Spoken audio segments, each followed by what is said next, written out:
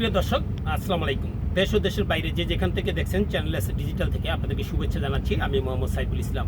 প্রিয় দর্শক, আমি এই মুহূর্তে দাঁড়িয়ে আছি শরীয়তপুরের সুরেশ্বরে, যেটা নড়িয়া উপজেলার শরীয়তপুরের ভিতরে সবচেয়ে যে বড় যে মাছের আড়ত, সেই মাছের আড়তটিতে।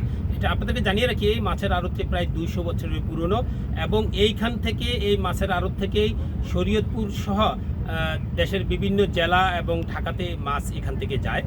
আপনি আমার বাম পাশে দেখতে পাচ্ছেন পদ্মা নদী। আসলে এই যে পদ্মা নদীটি আপনারা দেখতে পাচ্ছেন, এই নদীতে 2 মাসের নিষেধাজ্ঞা ছিল। ইতিমধ্যে 2 মাসের নিষেধাজ্ঞা শেষে আজকে 7 দিন পেরিয়ে গেলেও এখানকার যে জেলেরা আছে তারা হচ্ছে কাঙ্ক্ষিত ইলিশ তারা পাচ্ছেন না। জেলেদের সাথে আমরা কথা বলেছিলাম, একাধিক জেলে আমাদেরকে যেটা জানিয়েছেন যে এই 2 মাস নিষেধাজ্ঞা শেষে আমরা নদীতে নেমেছি। আমরা এই 2 মাসে প্রায় এনজিও এবং বিভিন্ন লোকের মারফতে ধার দেনা করে হচ্ছে আমরা এই নৌকা নিয়ে নদীতে নেমেছি, কিন্তু এখন রাত দিন চষেও এই নদীতে কোনো ইলিশের সন্ধান পাচ্ছি না। এই আমরা এখন একটু কথা বলতে চাই একজন জেলের সাথে। আসলে এখানে যিনি জানিয়ে রাখি, যেটা হচ্ছে এই শরীয়তপুরে প্রায় 80 কিলোমিটার নদী আছে, পদ্মা এবং মেঘনা।